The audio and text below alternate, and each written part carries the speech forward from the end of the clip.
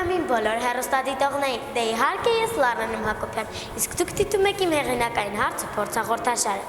Այսօր ինձ համար շատ յուրահատուկ օր է, քանի որ իմ այսօրվա հյուրը շատ առանձնահատուկ մարդ է, ում մեզանից յուրաքանչյուրը հարգում ու սիրում է։ Նրա ստեղծագործությունները դեռ շատ վաղուց ուղեկից են եղել շատերին։ Նրան բնորոշել կարելի է որպես մարդկային վառանհատականության արվեստագետի յուրահատուկ կերպար։ Նրան մեզանից շատերը ճանաչում են և դիմում են մաեստրո անունով։ Դե ինձ սիրելի հեռուստադիտողներ, անցնենք առաջ և սկսենք մեր հարցազրույցը մաեստրոյի հետ։ Եվ այսպես, սիրելի հեռուստադիտողներ, մեծ պատիվ ունեմ ներկայացնելու Հայաստանի Հանրապետության ժողովրդական արտիստ, կոմպոզիտոր, մաեստրո Ռոբերտ Ամիրխանյանին։ Բարև ձեզ, պարոն Ամիրխանյան, ես շատ ուրախ և հպարտ եմ, որ համաձայնվեցիք լինել իմ այսօրվա հաղորդաշարի հյուրը։ Ողջույն, սիրելի քույրիմ, թեպետ մեր մեջ տարիքի հսկայական տարբերություն կա, բայց ես կարծում եմ, որ մեր զրույցը պետք է լինի ամենալուրջ զրույցներից մեկը։ Ես պատրաստ եմ քո բոլոր անողոք հարցերին, սիրով։ Շատ լավ, օգտվելով առիթից ուզում եմ շնորհավորել ձեր 80-րդ տարեդարձը։ Ես ձեզ մաղթում եմ քաջառողջություն և ամենայն բարիք։ Տարիքի հարցը, եթե մենք պիտի զրուցենք, խնդրեմ տնենք մի կողմ, որտեղ ես իմ տարիքով հիմա քո կողքին եմ։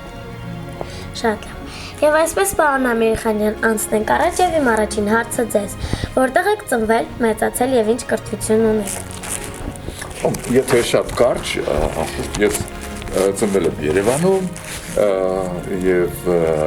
իմ մանկություն անցել է Երևանում և Երևանի երևույթը իմ կյանքի ամենամեծ բովանդակային մասն է ապահովել ինձ համար։ Իմ հայրենիք ճանաչելը, իմ հայոց պատմություն ճանաչելը, իմ հայ մարդուն ճանաչելը, իմ հայ երգին փարվելը, այդ բոլորը իմ սիրելի հողի, հայոց հողի այն խորհուրդն է, որ ես իմ ծնունդից հետո ստացել եմ իմ տարիքի մեջ։ Շատ բարի։ Իսկ որ դպրոցում եք սովորել։ Ես սովորել եմ Չարենցի անվան հանրակրթական դպրոցում, բայց և միևնույն ժամանակ զուգահեռաբար գնացել եմ Սպենդիարովի անվան երաժշտական դպրոցը, քանի որ ես դաշնամուր չունեի տանը և ինձ ընդունեցին ոչ թե դաշնամուրային բաժին, այլ թավջութակի բաժին։ Ես դեռևս չէի հասկանում, թե ինչ բան է թավջութակը և դաշնամուրը ինչ է, բայց հետագա իմ բոլոր, երբ ես դաշնամուրի հանդեպ ունեցա իմ հետաքրքրությունը, մանավանդ որ մեր տանը մի սեղան կար, որը երկու բաժնից էր բաղկացած, ես նրա վարի մասը քաշել եմ դուրս և այդ դպրոցական առաջին դասարանների տարիքում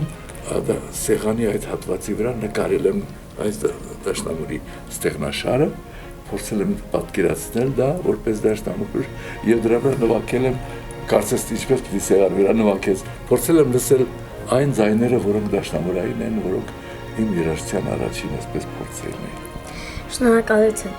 Պարոն Ամիրխանյան, շատ երկար տարիներ են անցել ձեր մանկությունից։ Ինչ կարող եք հիշել հիմա ձեր մանկությունից։ Ինչ եք խաղում բակի երեխաների հետ։ Բոլոր խաղերը բացի կոմպյուտերային խաղերից, որտեղ մեր ժամանակ չկար այդ կոմպյուտերային տարերքը նման և փառքաստու չկար, մենք բոլորս փողոցում էինք, բակում էինք ավելի շուտ և խաղում էինք շատ աշխույժ խաղեր, մրցույթներ էին լինում տարբեր կարգի, որտեղ մենք մեկս մյուսին ընկերներով փորձում էինք մեր ուժի մեջ, մեր կողմնորոշումների մեջ փորձել կենդանի խաղեր էին, դրանք, որոնք մեզ օգնում էին տեսնել կյանքը, ճանաչել մեկ ուրիշին, կղզիացած չէինք ապրում և մեր խաղերի արդյունքում մենք ավելի ամրանում էինք ֆիզիկապես, ամրանում էինք մարդ ճանաչելու պես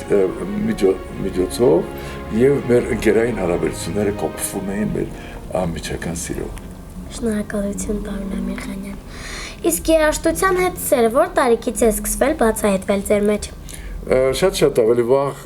քան թե ես կարող էի պատկերացնել, թե ինչ բան է երաժշտություն։ Դա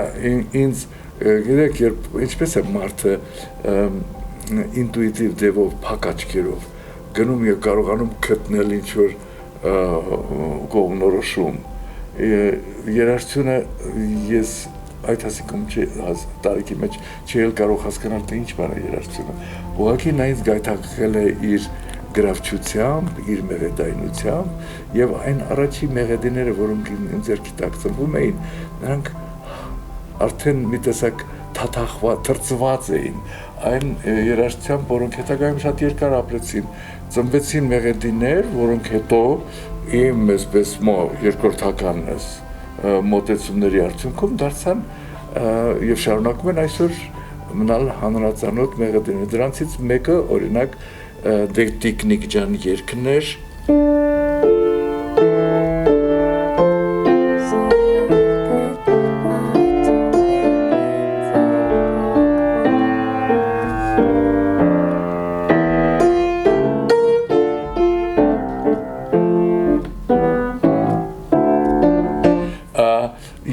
եւ շատ ուրիշ մեղեդիներ եւս կարճ ասած ես դպրոցում շարժվել եմ այն բնության կանչի շնորհիվ, որը ինձ առանց դեռևս որևէ բան բացահայտելու պահում էր երաժշտության մեջ եւ այդպես էլ ամբողջ հետագա կյանքում։ Շնորհակալություն, շատ լավ։ Իսկ որ տարիքից սկսեցիք խորապես ուսումնասիրել երաժշտությունը եւ հասկացաք, որ դուք ծնված եք հենց դրա համար։ Այ ուսումնասիրության մեջ խորապեսի աստիճաններ չկան,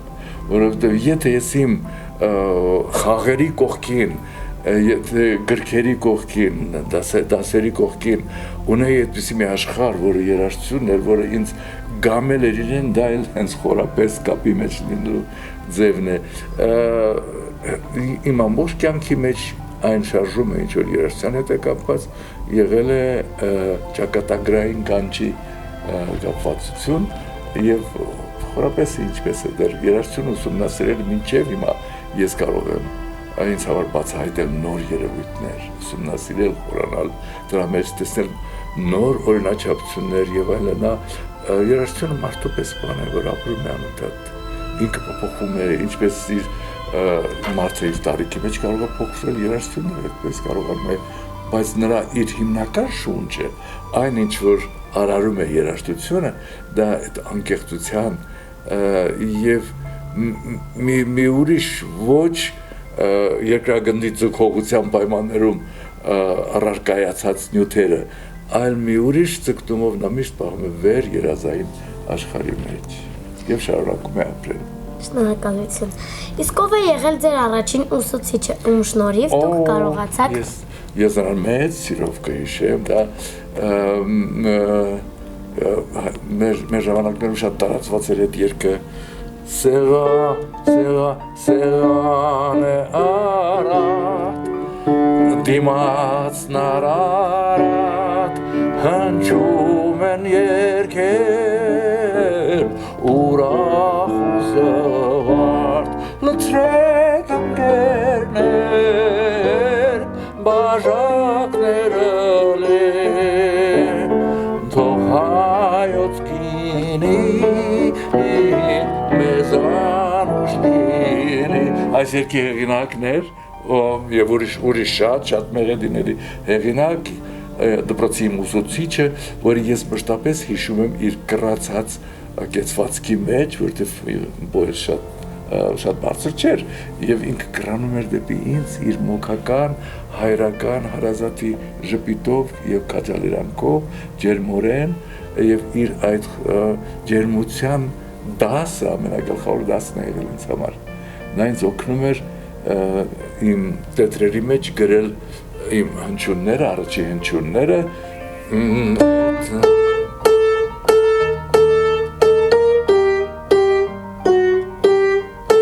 ենթադրենք, տարբեր մեղեդիներ եւ այդ մեղեդիների մեջ սա չէ նա իր ջեմարանական ձեռագրով գրում էր այդ տետրի մեջ երաժշտությունը կոմպոզիտոր այսինչյանի, իսկ ես դեռ չգիտեի ինչ բան է կոմպոզիտորը եւ իր ուսուցչի հոգեվոր ուղղորդությունը, այն հաղորդությունը, որ ինքը ինձ տալիս էր, մինչեւ կյանքիս մեջ մնաց անմոռաց։ Ինչն է եղել ձեր ներշնչանքի աղբյուրը։ Գիտեք, այսպիսի հարցերով մենք երևի ուզում ենք առարկայացնել այդ ապրումների դաշտ, որ կապված է երաժշտության հետ, թե ինչն է երաժշտությունը այնպիսի մի զորավոր ուժ ունի, որի հիմքում ազատությունն է եւ անկախությունը։ Իր ապրումները միանգամայն ինքնուրույն են, նրանք ոչ մի առարկայական ցուցանիշ չունեն։ Ապրումները ոգևորության վրա են կառուցվում, հիացումի վրա են կառուցվում եւ այդ հիացումի ոգևորության արդյունքում ծնվում է երաժշտությունը եւ կամ մեծ գաղտնիք թե արարման ուժը մեր կյանքի բոլոր լավագույն քայլերի մեջ իրական ուժը որտեղ է։ Ես կարծում եմ, որ իրական արարման ուժը, որի արդյունքում նաեւ երաժշտություն է ստեղծվել, դա ազատությունն է, հոգու ազատությունը, հիացումը, ոչ թե մարդը ինքն իրենով, այլ իր շուրջը եղած աշխարհով եւ իր շուրջն ապրող մարդկանցով եւ իրադարձություններով եւ այդ հիացումը ի վերջո իր չէ որ մարդիկ տարբեր զբաղմունքներ ունեն կա մասնագիտության դաշտը օրինակ Վարշավի կամ օրինակ հագուստ կարողի կամ բանաստեղծության նկարիչի ես չի ուզենալ դրանք հավասար տեղում դնել բայց դրանք ուղղություններ են որոնք մարդկանց տանում են որոշակի համոզումների ճանապարհով, հա, եւ այդ համոզումների ճանապարհին յուրաքանչյուր մարդ իր գործը անում է հիացումով, իրական գործը։ Եթե հիացումը բանաստեղծության հիմքում չլինի, այդ բանաստեղծությունը երկար կյանք չի ունենա։ Շատ բարի, անցնենք առաջ։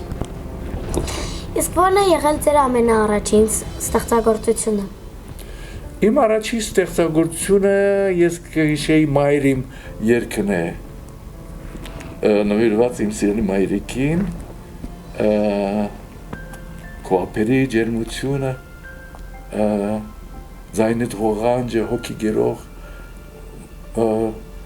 մազերիդ ջերմակողը քո ժպիտն իմ հոգին միշտ գերող հա իմ հարազատ քնքուշ լավ իմ մամա քեզ եմ երգում իմ անկին դու հարազատ քնքուշ լավ իմ մամա քեզ եմ երգում իմ անկին այն փոքր էի շատ այդ երգը ես միջև իմ որևէ մեկին չեմ տվել որպեսզի երգի ձայնագրի բայց շուտով կանդրադառնամ դրան որտեվ չէ որ մարդ աշխարհ գալուց առաջիկա կանչելնեմ եմ մամա մայրիմ չէ եւ իմ երգերի մեջ էլ առաջի երգը եղել է մամա մայրիմ կամ հետո եղավ այլ երգեր այդ թվում քույրիմ այդ թվում նաեւ սիրելիս այդ թվում նաեւ հայրս հետո գալիս է քաղաքն իմ հետո գալիս է հայրենիքն իմ հողն իմ պատմությունն իմ եւ այլը այդ բոլոր կանչերը անշուշտ նվիրական կանչեր են որոնք հաջորդաբար տեղ կտան իմ կյանքից մեջ Շատ բարի իսկ ինչպես են ծնվում ստեղծագործությունները Այդ հարցը ես ինքս չգիտեմ ես ունեմ բազմահարյուր ստեղծագործություններ եւ երբ ես նստում եմ դաշնամուրի մոտ օրինակ պատակ ունենալով որևէ ստեղծագործություն գրել ես ինձ բռնում եմ նրա վրա որ ես չգիտեմ ինչպես է դա անում առանց կոկետության եթե ես դա անեմ սովորական ծանոթ բաներով որոնք արդեն քայլերով որոնք արդեն ինձ համար վարպետության դաս են բերել թե ինչպես կարելի է այս բանը անել եւ այլ եւ դրանք ես կրկնեմ ինձ մոտ ոչինչ չի ստացվի որովհետեւ աշխարհին ուղղորդող ուժը գաղտնիքն է թե ինչպես է տեղնում ով կարող է մինչև վերջ բացատրել թե ինչ բան է արևը կամ ինչ բան է մեր բարեկամությունը ընկերայի սերը մարդկանց միջև ինչ է շատ բաներ թե ինչպես է ծնվում բանաստեղծությունը ով գիտի ես դրա համար շարունակում եմ մնալ այն միակ սկզբունքի կողքին որը կոչվում է հիացում կյանքով եւ կյանքը մեզ տրված է մեկ ուրիշ մարդու հետ ճանապարհ գնալ դրա ճանապարհ գնալու համար այսինքն կյանքը տրված է դեպի մեկ ուրիշ մարդը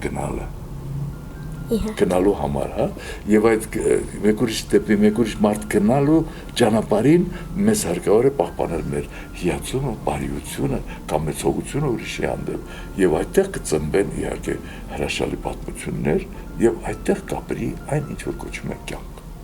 Ես համամիտ եմ ձեզ հետ։ Գիտես։ Իմ հաջորդ հարց է։ Պարոն Ամիրխանյան, ձեր բոլոր ստեղծագործությունները թափանցում են մարդկանց հոգու խորքերը։ Ինչու՞մն է գաղտնիքը։ Հենց նոր մենք դրա մասին էինք խոսում, որ գաղտնիքը հիացումն է։ Հիացումը քո շուրջը ապրող աշխարհով։ Եթե դու կարող ես պահպանել քո հիացումը, ենթադրենք երկու քարի արանքում բուսնած մի փոքրիկ ծաղիկով եւ այդ փոքրի մեջ կարող ես տեսնել ծաղիկի բույրը, կարող ես զգալ։ Իհարկե դա օգնում է, իհարկե մի քիչ խնդություն կա սրա մեջ, բայց այդ ավելի լավ է իմացական խնդությունը կամ ոչ թե չիմացված խնդությունը։ Մեր կյանքի մեջ ճանաչել է հարկավոր ամեն ինչ եւ ամեն ինչի հանդեպ պահպանել մեր ջերմագին ճանաչելու ցանկությունը, ճանաչելու թե ինչ օրինաչափություններ կան, ինչպես են ծնվում մարդկային հարաբերությունները, ինչպես, ով կարող է դրան պատասխանել, այդ գաղտնիքները թող մնան մեր ներսում։ Շատ լավ։ Պարոն Ամիրխանյան, ձեր ամենահայտնի ստեղծագործությունը Երազիմ երկիր հայրենիք ստեղծագործությունն է։ Պատմեք մի փոքր այդ ստեղծագործության մասին, ինչպես ստեղծվեց այն։ Ես դրա մասին շատ եմ պատմել անշուշտ եւ չի ուզենա մանրանալ այդ աստիճանի, բայց ասեմ, որ նա ծնվեց, որտեղ նա չէր կարող չծնվել։ Դու ես պատասխան։ Երբ նկարահանում էր հայրիկ կինոնկարը եւ խնդիր ունեի ես գտնել մի հին պատմական մեղեդի հայոց քանքարի ժառանգության ներսում, ես որոշեցի, որ պիտի սիմվոլիզացներ ընտանիքի սերը, ընկերային հարաբերությունները, հայրենիքի սերը, հողը, պատմությունը եւ այլ, ես որոշեցի, որ ավելի լավ է ես ինքս փորձեմ դա գրել, եթե չստացվի, ժամանակ փորձեք նաև գտնել իջուրը։ Եվ առաջին իսկ փորձը կյանքի հրամայականներից մեկն է համարձակ գնալ դեպի անհայտը։ Եվ ես կարգախոսներ ունեմ ինձ համար, որոնք օգնում են մշտապես կողմնորոշումներ հստակեցնել, դրանցից մեկը հետևյալն է՝ բաց գնալ կյանքի մեջ եւ ամեն ինչ կբացվի քո առջեւ։ Այդպես իմ ոգևորության մեջ ջախրելու գտնելու ցանկության մեջ իհարկե թաքնված էին արդեն ես հիշում եմ Բաղրամյան փողոցով ես բարձրանում էի վեր, այնքանից հետո երբ որ կինոյի նկարահանման հրապարակից դուրս եկա եւ գնում էի տուն նվագելու, եկել մտքիս մեջ արդեն երազի որտեղ բոլոր սերերից ամենաբարձրագույն սերը հայրենիքի հանդեպ ունեցած մեր սերն է, որը բոլոր այլ նման զգացումները կարող են ապրել մինչև կյանքի վերջը, կարող են փոխվել, կարող են ցավոք սրտի երբեմն մոռացության տալ, բայց կա մի սեր, որ անհնարին է որ դա վերջանա։ Ես տեսել եմ հայ մարդ, որ ապրում է շատ հեռու երկրներում, եւ նա գրեթե Երևանում չի եղել, Հայաստանում չի եղել, բայց նրա մեջ ապրում է այնպիսի մի կարոտ ու սեր, հայոց հողի հանդեպ, հայոց պատմության հանդեպ, հայ իրականության մեջ, որ հասկանալու համար երևի թե ես պիտի վերհիշեմ հայ մեծ նկարիչի, որ ապրում էր Միացյալ Նահանգներում, որ գենոցիդից հետո Եղեղնի այդ արհավիրքից հետո մենակ երեխա հայտնվեց Ամերիկայում եւ կարողացավ գտնել իրեն եւ դարձավ Ամերիկայի 7 նկարիչներից լավագույն նկարիչներից մեկը, դա էր Արշիլ Գորկին, որը ասում էր, որ յուրաքանչյուր մարդ ձգտում է դեպի այնտեղ, ոչ թե դեպի այնտեղ, որտեղ իր մարմինն է ծնվել, այլ ձգտում է լինել այնտեղում, որտեղ ծնվել է իր հոգին։ Եվ այդ հոգու ծնունդը տեղի ունեցավ երգի մեջ, առաջի պահին բառերը չկային, բայց հետագա բոլոր անդրադարձների միջոցով այն մոկական սերը, անմեկնելի սերը, անչափելի սերը օգնեց դրսևորել իր կերպարը որը հիմա մի ամբողջ ժողովուրդ ինձ համար սիրելի հայ եղբայրներն ու քույրերը իրենց ոգևորության պահերին մշտապես անդրադառնում են այդ երգին։ Դա ծնվել է որպես խորհրդանիշ հայրիկ ֆիլմի մեջ արտահայտելու համար հայոց ընտանիքի մոթական սերը միմյանց հանդեպ։ Շատ լավ։ Պարոն Ամիրխանյան, ես ձեզ պետք է խնդրեմ, որ ձեր ստեղծագործություններից որևէ մեկը նվագեք հիմնում։ Սիրով կնվագեմ, բայց նայում եմ քեզ, ես մտածում եմ նվագել դինգ-դոնգը մանկական երգերից, բայց քո հարցերը այնքան հասուն էին եւ այնքան տարիքային, այսպես անհամապատասխան տեղում, որ ինձ լրջորեն, այսպես պատասխանատվությամբ բերեցին ոչ թե հպանցիկ պատասխաններ ունենալ, այլ ունենալ այն ծանրակշիռ պատասխանները, որ կբավարարեն ձեր ներքին, ձեր ապրող, ձեր ներսում ապրող այդ բուրըն հետաքրքրասիրությունը։ Եվ այդ առումով ես իհարկե կնվագեմ մի ստեղծագործություն, որ ես կոչել եմ հին օրերի մեղեդին։ Դա միգուցե ծանոթ կլինի, միգուցե ոչ, բայց նրա ներսում ծախորդ Փամոսի կերպարն է։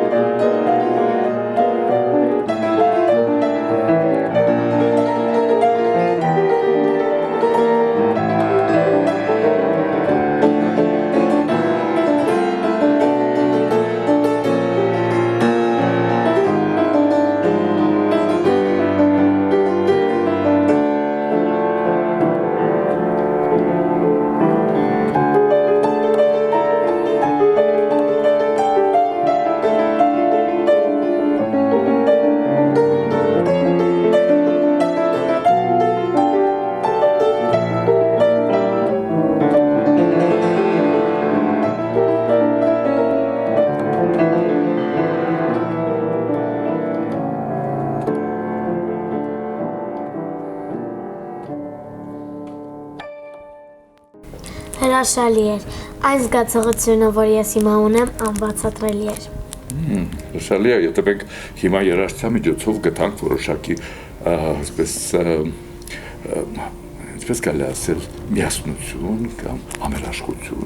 հոգիների համերաշխություն, այն ինչ որ շատ պարտադիր է մարդկանց հասարակարգի մեջ երջանիկ լինելու համար։ Պարոն Ամիրխանյան, ես ևս մեկ անգամ շնորհակալ եմ ձեզ, որ հնարավորություն տվեցիք միևնույն տարածության եւ ժամանակի մեջ գտնվել ձեզ հետ։ Շատ շնորհակալ եմ եւ մշտապես կհիշեմ այն ոչ հորինված լրջամիտ հարցազրույցը, ինչ որ կարողացաք դուք վարել, ես էլ սիրով փորձեցի լինել ձեր կողքին, այո, եւ կփորձենք նորից անդրադառնալ ինչ որ ժամանակ հետո բավարարելու համար այն ծնվող հարցերը, որ այսօր մեր սիրելի ունկնդիրը կարող է ունենալ մեր հարցազրույցից հետո։ Պարոն Ամիրխանյան, ձեր թույլտվությամբ անցնենք առաջ։ Մենք միշտ գնում ենք առաջ առանց թույլտվության։ Իհարկե։ Պարոն Ամիրխանյան, երաժշտության մեջ ինչն եք արժևորում եւ գնահատում։ Երաժշտության մեջ արժևորում եմ իր հոգեզրույցը, կարևորագույն, երաժշտությունը շատ ծավալուն դրսևորումներ ունի։ Երաժշտությունը ունի լրջագույն, այսպես ծավալուն ստեղծագործություններ, որոնք հարյուրամյակներ կուտակվել են եւ իրենց խորհուրդը մինչեւ մահավորում են մեզ։ Դրանք սիմֆոնիկ ստեղծագործություններ են, եվրոպական դասական կուլտուրայի արժեքներն են։ Մեր երաժշտության հետագա ընթացքն է, որ փորձեց եվրոպական այդ կառույցների հոմանիշները ունենալ մեր երաժշտության մեջ եւ դրանց դա այդ երաժշտության աշխարհը մի բան ունի իր մեջ, մի այսպես արժեքային համակարգ ունի եւ հետո երաժշտության այն մյուս ճեղավորումները, որոնք մեր կենցաղի մեջ են այսօր, որոնք այդպես վտանգավոր ձևով դիմազուրկ են անում հայ երաժշտությունը, դա ինքնատուն այն կենցաղային երաժշտական գործերն են, երգերն են, որոնց մեջ հեշտությամբ օտարացին մեղեդիների, օտարացին ռիթմերի կամ բանը կա, մեր երաժշտությունը այնքան հարուստ է, որ այլ որևէ այսպես ազդեցությունների կարիք չունի։ Ինքը նման է շատ երջանիկ եւ խելացի ամուր պատմականորեն մի կեցվածքի մարդու, որը իր զարգացման համար ուրիշ որևէ բանի կարիք չունի, ինքը չի որ աշխարհի բոլոր պատասխանները, բոլոր հարցերի պատասխանները մենք պիտի փնտրենք մեր ներսում, ոչ թե դրսում ինչ որ մեկի ասելով։ Իսկ մեր ներսում այդ արժեքային կողմնորոշումը կապված է մեր անկեղծության աստիճանից, մեր հայրենյաց նվիրման աստիճանից։ Նրանից թե մեր երաժշտությունը ինչքանով հայ մարդու ոգու կերպարն է արտահայտում։ Երաժշտության մեջ ես արժևորում եմ այն անկեղծ զրույցը,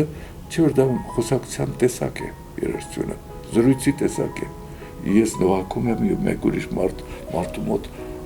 եզրակացություններ են կուտակվում։ Չէ որ մեր կյանքի մեջ մեր ամենադժվարին փորձությունները մեր եզրակացությունների հետ են կապված եւ մեր բոլոր երջանիկ պահերը կապված են նույնպես մեր եզրակացությունների մեջ։ Չէ որ եթե մի որևէ վատ բան տեղի ունեցավ մեր կյանքի մեջ,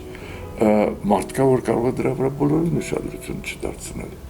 բայց մարդ կա, որ իր ամբողջ համակարգով խորքի ապրումների մեջ է կնշանակի այդ վատ իրադարձության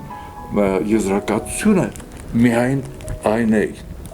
ինչ որ մեզ կարող է երջանկություն կամ ընդհակառակը որոշակի դիսկոմֆորտի զգացումներ առաջարկել։ Այդ եզրակացությունները պահպանելու համար երաժշտության մեջ ես շատ կարևոր եմ համարում իր ազնվությունը, իր անկեղծությունը եւ իր հիացումը, ինչ մասին ենք խոսել ենք արդեն։ Շնորհակալություն։ Պարոն Ամիրխանյան, դաշնամուրը ձեր կյանքի ամենավառ ուղեկիցն է։ Կա արդյոք որևէ ուրիշ գործիք, որին տիրապետում եք։ Գիտեք, մեր կյանքի մեջ ամեն ինչ չի, որ առարկայական տիրապետման արդյունքով է տեղի ունենում։ Ես կարող եմ տիրապետել դաշնամուրին եւ բոլորովին չտիրապետել ջութակին, բայց ես նրա պատկերացումները իմ մտքի մեջ, իմ հոգու մեջ եւ իր տեխնիկական հնարավորությունները, բաները բացարձակ լիարժեք կարող եմ պատկերացնել եւ դա հավասարազոր լինի այն բանին, ինչ որ ես նվագում եմ դաշնամուրի վրա։ Իմ միակ գործիքը շարունակեց մնալ դաշնամուրը, բայց ես կյանքի բերումով պատկերացումները ընդլայնել եմ շատ հնարավոր գործիքների տարածքների մեջ։ Շատ լավ։ Պարոն Ամիրխանյան, իսկ կա այս պահին ստեղծագործություն, որի վրա աշխատում եք եւ ցանկանում եք ավարտին հասցնել այն։ Յուրաքանչյուր ստեղծագործություն կայանում է, երբ որ նա ավարտին է հասնում։ Այնպես ինչպես մեր զրույցն էլ կկայանա, երբ մենք ավարտին ժամանակ մեր ոգևորությունները կարողանանք ֆիքսել, հա։ Կան ստեղծագործությունների շարք, որ ես սկսել եմ վերջերս աշխարհի տարբեր լեզուներով գրվող ստեղծագործությունների միջոցով։ Եվ դրանով գոյացել են ինձ մոտ ստեղծագործություններ անգլերենով, ֆրանսերենով, գերմաներենով, ֆիններենով, շվեդերենով, լատիներենով, հա, չեխերենով, իհարկե ռուսերենով, տարբեր լեզուներով։ Եվ ես մի նպատակ ունեմ համերգային մի իրողություն կայացնել, որտեղ կհնչեն աշխարհի տարբեր լեզուներով գրված այդ ստեղծագործությունները, որի վերնագիրը կլինի երկրորդ փուլը ինձ համար շատ թանկ այն գաղափարային ձևակերպման, որը կոչվում է այստեղ Հայաստանն է։ Ես վերջերս կայացրեցի մի համերգ, որը տեղի ունեցավ Արցախի երաժիշտների միջոցով, որպեսզի մեր միասնության միջոցով մենք ցույց տանք, որ Արցախ եւ Հայաստան միասնական երևույթ են, նույն պատմությամբ, նույն կուլտուրայով ապրող եւ համերգի վերնագիրն էր այստեղ Հայաստանն է։ Եվ մյուս համերգը կլինի աշխարհի լեզուներով գրված այդ ստեղծագործությունների կատարումը երեկոն, որը նույնպես կոչվի մոտավորապես նույն մղումով, բայց որպես Հայաստանը աշխարհի մշակույթների կենտրոն։ Դա ես շուտով կվերջացնեմ։ Շատ լավ, շնորհակալություն։ Դուք ասացիք, որ դուք երգեր եք գրել տարբեր լեզուներով։ Ինչ լեզուներ գիտեք։ Ամենալավագույն լեզուն, որ ես գիտեմ, դա իմ հայերենն է։ Ես մյուս լեզուների պատկերացումներ ունեմ տիրապետում եմ անշուշտ մի քիչ անգլերենով ես խոսել իբրև երաժիշտ, այսինքն լսողությամբ, ինչպես է հնչում անգլերենը եւ այլը, եւ անշուշտ էլի լեզուներ կան, որոնք նման վիճակի մեջ են, ֆրանսերենը եւ այլը, բայց ես գրել եմ ստեղծագործություններ, որոնց դեպքում ես լեզվի բոլորովին պատկերացում չեմ ունեցել։ Օրինակ գերմաներենով ես գրել եմ մի ամբողջ գրքի վրա երաժշտության առանձին հատվածներ 7 առանձին գլուխների վրա, որտեղ ես գերմաներենի պատկերացում չունեմ, բայց ես ունեմ լեզվի զգացողությունը,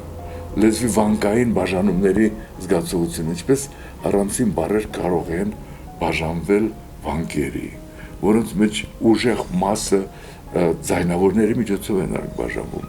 ուժեղ մասը արդեն ինտուիցիայի հարց է, որտեղ լեզուն ճանաչել լեզվով խոսելը դեռ չի նշանակում, որ դու լեզուն գիտես, բայց լեզունը զգալը բոլորովին ուրիշ կատեգորիա է, եւ այդ լեզվազգացողությամբ ես գրել եմ օրինակ ֆիններեն, որտեղ ֆիններենով երկը, որի մեջ ես ոչ մի բառ չեմ հասկանում, բացարձակ, եւ լատիներենով նույնպես, եւ իհարկե գերմաներենով եւ շվեդերենով համերգի ընթացքում կարծեմ, որ դուք այդ հարցի պատասխանը կստանաք։ Շատ լավ։ Իսկ տրամադրությունը կարող է ազդել ստեղծագործելիս։ Ոչ։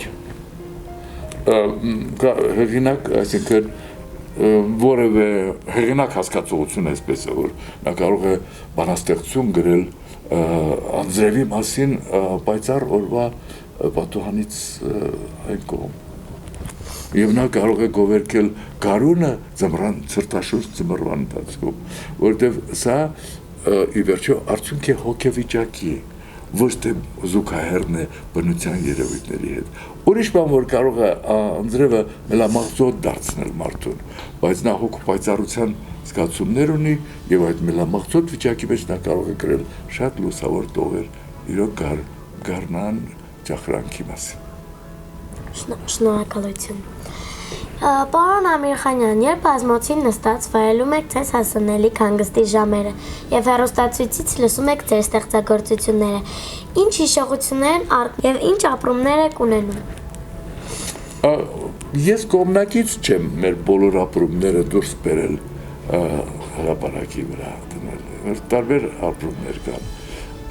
Իմ երաժշտության հիմքում կա մի կարևոր բան, եթե դա ձեզ կհետաքրքրի, իմ երաշխությունը ամեն մարդու համար է։ Եվ եթե որևէ մարդ կուզենա իմ երգը երգել, ես սիրով պատրաստ եմ իրեն օգնել, որպեսզի ինքը ճիշտը անի։ Առաջի իմ ապրումները կապած են նրանց, թե իմ երաշխությունը որքանով ճշգրիտ ձևով են կատարվում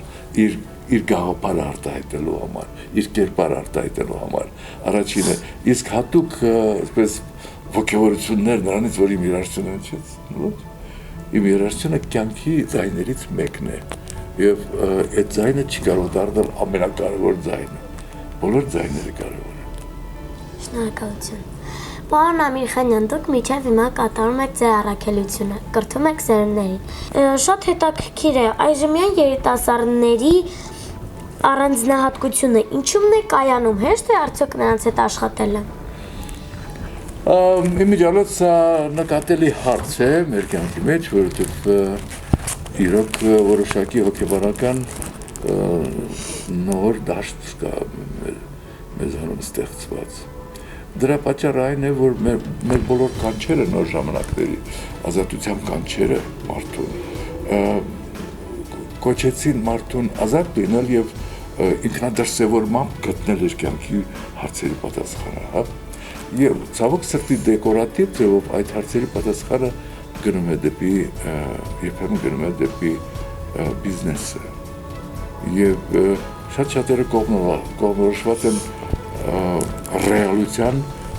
այդ աստիճանի վրա եւ պոետիկան մեր կյանքի կարծես թե մի տեսակ երբեմն երկրորդական աստիճանի վրա է կանգնում ռեալությունը եւ այդ որ իր հետ բերում է նաեւ դեկորատիվիզմը եւ շատ շնորհաշատ երիտասարդներ, որոնք իմ պատկերացմամբ կարող էին զբաղվել լրջագույն խնդիրներով երաժշտության մեջ, նրանք ստիպված են շուկայի խնդիրներ իրագործել։ Այս հարցում ես ունեմ որոշակի այսպես անհարիր զգացողություններ, որտեղ կուզենայի, որ ինչ պայմաններում էլ որ մենք լինենք, մշտապես մեր կողմնորոշումը մնա դեպի ազնվազարմ կյանքը, դեպի ազնվականի կյանքը։ Ինչու է մեր երկիրը հիմա պայքարում կոռուպցիայի դեմ, առաջարկ է եղել մեզ ազնիվ ապրել, գնալ դեպի պատասխանատվությունը մեր կյանքի, գնալ դեպի արժևորումը ուրիշ որևէ մեկի։ Ես հաճախ փողոցում քայլելիս անծանոթ մարդկանց դեմքին ես կարդում եմ, որ իրեն կարելի է բարևել, եւ այդ բարևս պատասխանը ստանում է շատ հաճախ անծանոթ մարդկանց հետ մենք ունենում ենք նաև հոգեզրույց եւ ջերմիկ շարունակություն շատ կարեւոր է որ այդ ուշադրությունը դեպի մեկ ուրիշ մարդ մեր երիտասարդությունը կարողանա պահպանել իր հոգու մեջ շատ լավ Պարոն Ամիրխանյան դուք լինելով վաստակավոր արտիստ ինչպիսին եք տեսնում Հայաստանը հիմա եւ ինչ կփոխեիք արվեստում հետագայի համար Ես կարող եմ պատասխանել մենակ այն հարցերի վրա, այն հարցերին, որոնք ծնվում են ինձ մոտ իմ ստեղծագործությամբ վերաբերյալ։ Ես գլոբալ առումով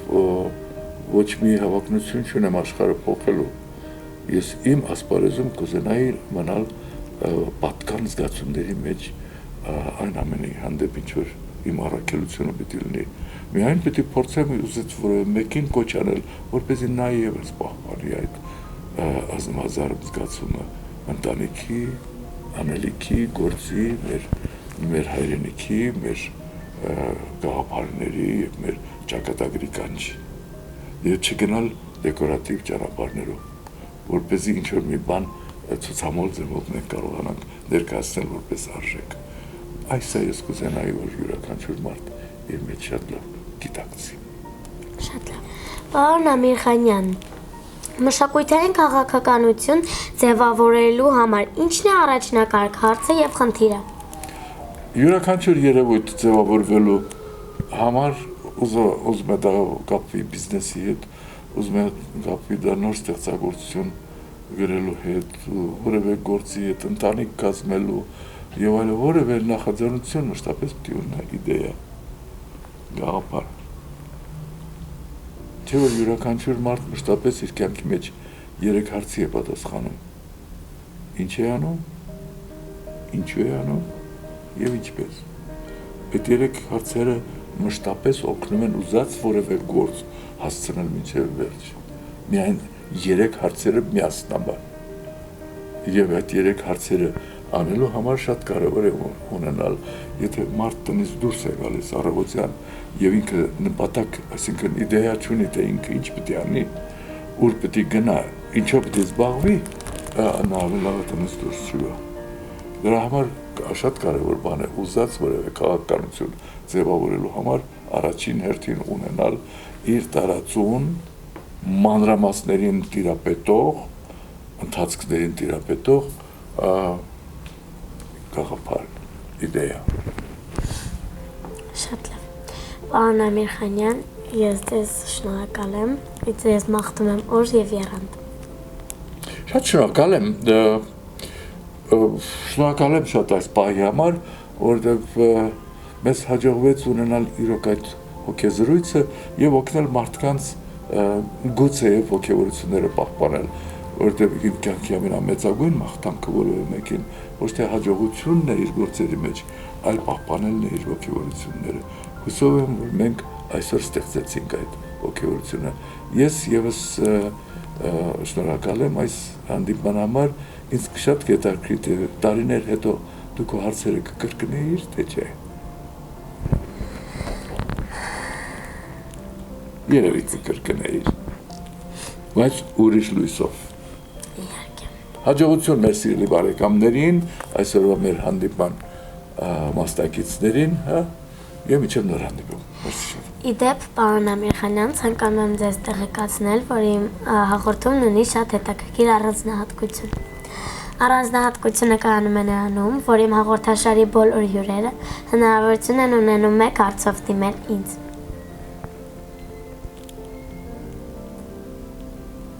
Այսինքն ես հարց ձևավորեմ հիմա։ Այո։ Որն է քո կյանքի ամենամեծագույն երազը։ Շնորհակալություն հարցի համար։ Իմ միակ երազանքը դա է, որ ես լինեմ բոլորի կողմից սիրված եւ ճանաչված։ Ընդունում եմ։ Պատասխանը թեպետ երազները կամաց տարիների հետ միասին կարող են իրենց բովանդակային մասը վերափոխել։ Պետք չի լինել սիրված բոլորի կողմից։ Եղիր սիրված։ Եղիր այնպես, ինչպես դու կաս, եւ դու կլինես ամենասիրվածը։ Հաջողություն։ Տենցիելի հեռուստադիտողներ, ինձ մնում է հիշեցնել, որ իմ այսօրվա հյուրն է Հայաստանի Հանրապետության ժողովրդական արտիստ, կոմպոզիտոր, մայստրո Ռոբերտ Ամիրխանյանը։ Դե ինչ այսօրվա համար պատրաստել է այսքանը, մինչ նոր հանդիպում։